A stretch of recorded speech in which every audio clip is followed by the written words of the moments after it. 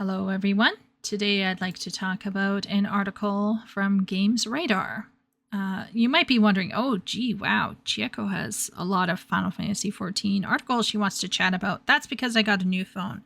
For some reason, I don't know why, the phone seems to have better algorithms and is giving me actual articles that I'm interested in reading. And they kind of keep me updated with people's thoughts on Final Fantasy XIV, which is really cool because usually I just listen to YouTube folks. But sometimes YouTube folks are more kind of focused on the nitty gritty and the details of the game, or they're talking about certain things that I kind of want to hold off listening to until I've kind of weighed in, aka the Dawn Trail review. Anyhow, long story short, I've been reading some articles, and this article by Ann Kozelki is talking about Occult Crescent. And this is really interesting, I guess, to me, maybe not to you. But check this out. The title says, Final Fantasy XIV devs once thought field operations would only resonate with select fans of the MMO, but now it feels like even more players than we expected are looking forward to the next piece. And then the subtitle says, Occult Crescent just launched with patch 7.25. Now this gets us all thinking, what? What? What? Okay, so check this out. Okay, this is kind of fascinating. Got me thinking about stuff. Final Fantasy XIV's latest field operation, Occult Crescent, is up there with what the community has been looking forward to the most of the Dawn Walker run of Dawn Walker. Oh, good heavens. Dawn Trail. Well, I suppose maybe. Anyway, let's not get hung up on this one. Okay, Dawn Trail run of content. But at one point, many years ago, Square Enix thought it was the sort of thing that would only appeal to a smaller group of people.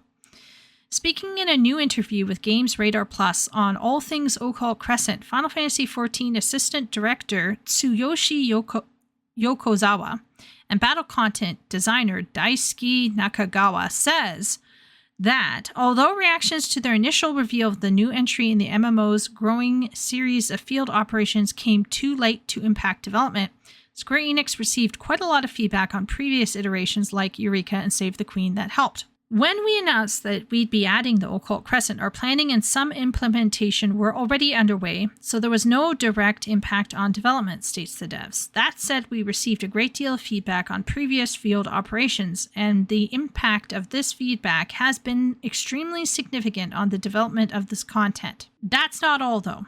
Field operations have proven more popular than expected. Okay, so basically we got these two bros. We got Yokozawa and we got Nakagawa, and they are talking about Occult Crescent. And what's interesting is that they had already started on field operations when they announced, which obviously, to me, that's like no duh, of course.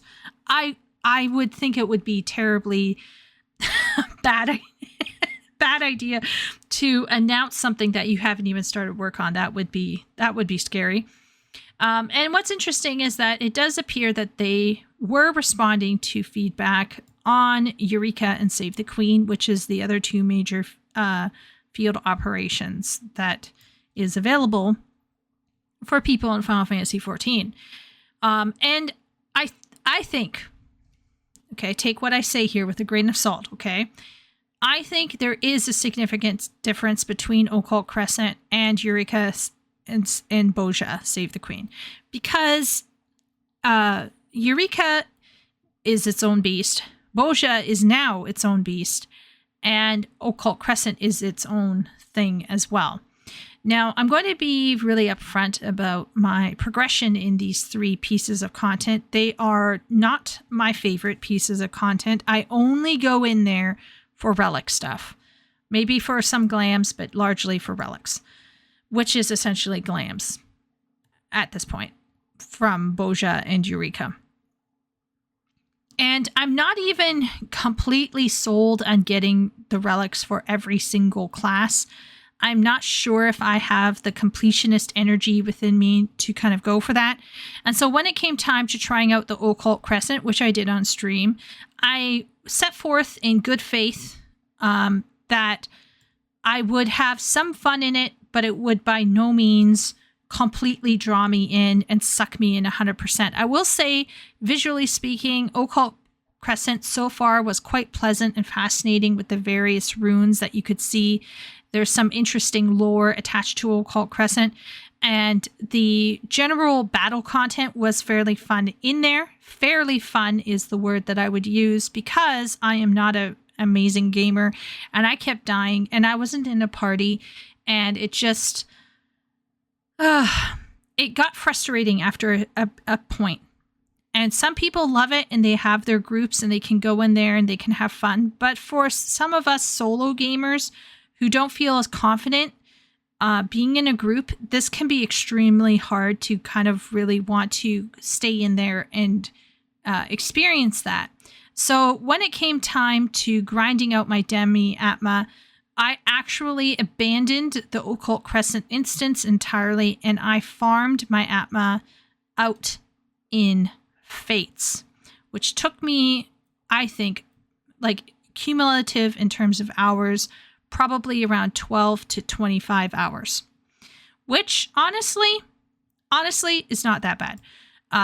Maybe it was less than that. I might be exaggerating.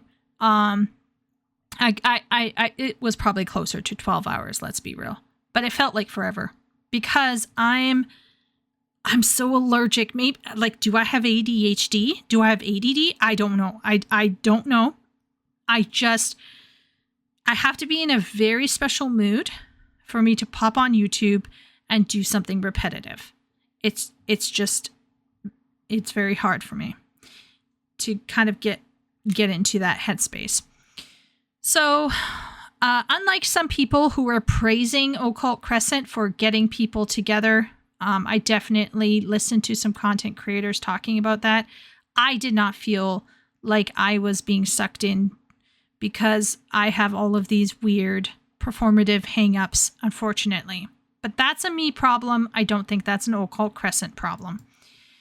So let's get to the part where we talk about how this is kind of different from the others, and not everyone thought that Occult Crescent would be popular. That is to say, not everyone in the dev team thought that it would be popular. It seems like they were not expecting Occult Crescent to be so popular.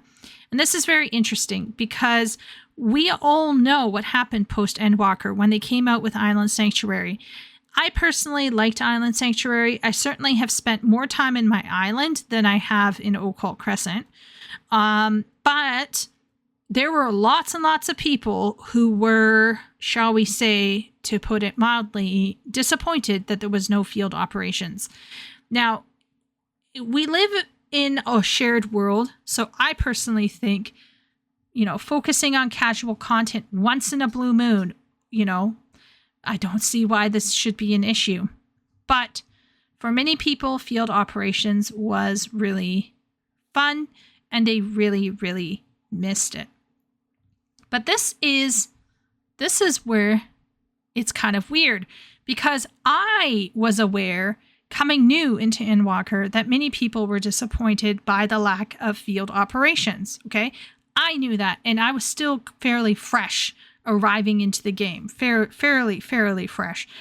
And so I knew that there were lots and lots of people who wished that there was a field operations.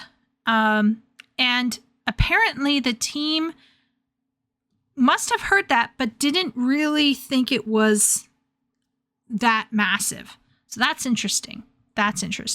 So let's see what Yokozawa and Nakagawa say. They say, the requests for field operations that continued from Endwalker were reiterated by the many voices of anticipation we received when we announced the implementation of the Occult Crescent.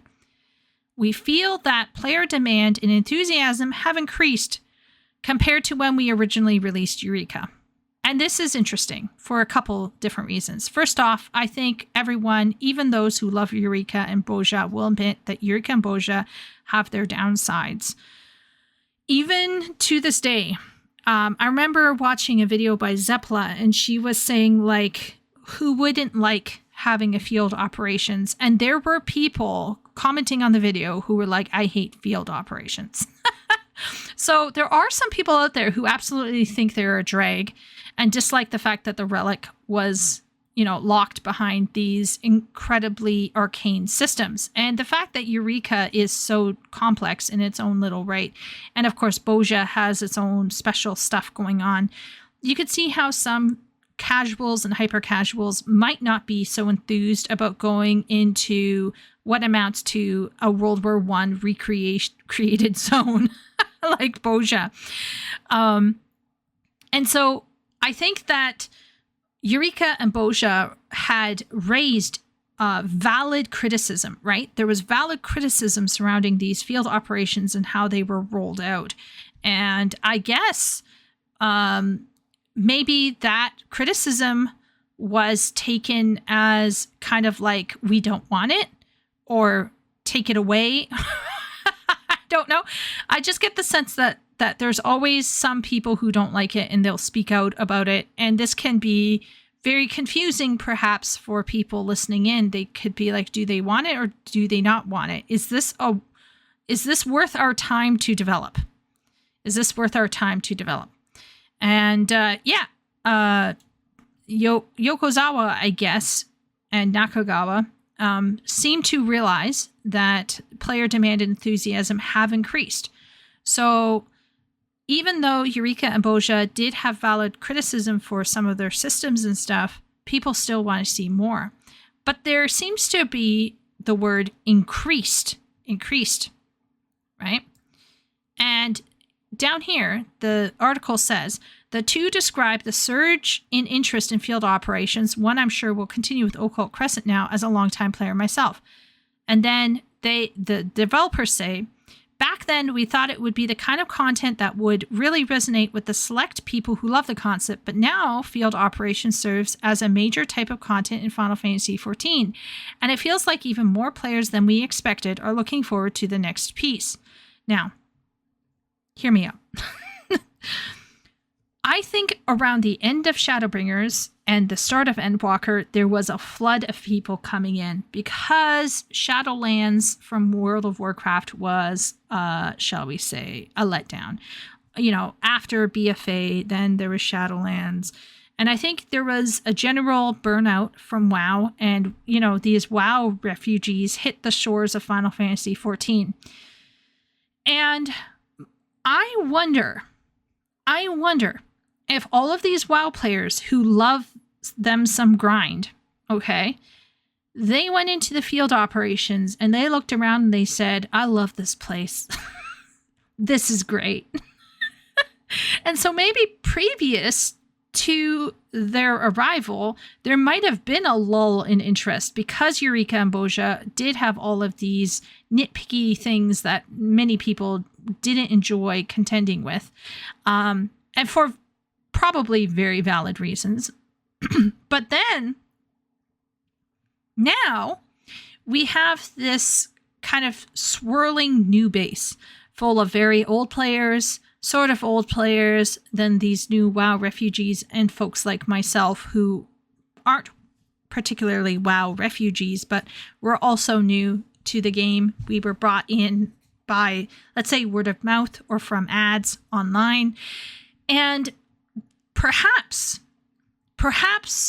Creative Studio 3 needs to start reevaluating how they view their player base. And they need to understand that they successfully drew in a group of people. And it's possible that these group of people are more than ready to be served up some of this kind of challenging, more grindy type content with a little bit of FOMO built in, so to speak. And it's fine for them to really go in there and have the time of their lives. And other players like myself might not enjoy it as much, but even though I may not have tried it out as much as I could, and I certainly haven't completed and gotten all of the items that it could get in that particular field operations in Occult Crescent, I will still say that Occult Crescent, generally speaking, felt really fun, and it wasn't that bad. It's just that, like, for me, I kind of got tired of going around and around and around in a single instance, with people sometimes killing things ahead of me because they were grinding out faster than I could grind out. And it just felt very, very rushed. And I felt like I was dying all the time, and it wasn't fun. I just don't like dying like all the time, because then I feel like I'm not really adding to the group or anything, and I'm just dead weight. And nobody was particularly mean or anything. It just, that's something that I have a hang up over. So my guess would be that when they roll out the next section, a whole bunch of people will be more than ready to hop over to that new section, and maybe I can just hang out in the old section and slowly do my grind on my own. But basically, I guess I'm really fascinated about this whole situation because they admit that they knew post Endwalker that people really wanted it, but yet at the same point in time, they're like, we're surprised, Pikachu face. And I'm kind of like, why are you so surprised? And certainly there has been some feedback on how Occult Crescent could be better, and it seems like they're already trying to make those changes as required. But what is so fascinating to me is that they might not quite understand exactly what their new player base is like. And hopefully, as you know, we go through this settling in period, they can pivot faster to meet these gamers' needs and give them their long, grindy combat content that they have been asking for quite some time. I, of course, hope that they don't completely give up on Island Sanctuary, that they also continue to develop that. I genuinely wish for that, because I have enjoyed what I've played of that. That's kind of the stuff that I feel like I can put something on in the background, just run around and click on things easily. That to me is something I feel like I can do. But Occult Crescent is still really interesting, and I'm excited to see the next section. But like Boja and Eureka, I think it's only something that I would do when I'm in the mood for it. And maybe that might change when my sister gets up there and she'll do it with me. Maybe how I feel about it will change by then. But anyhow, I just found it interesting. This whole situation is very fascinating. Let me know down in the comments below, whether you think this observation is true or not. What do you think caused people to be more excited for this new content versus, let's say, all of the other people who disliked Eureka and Boja?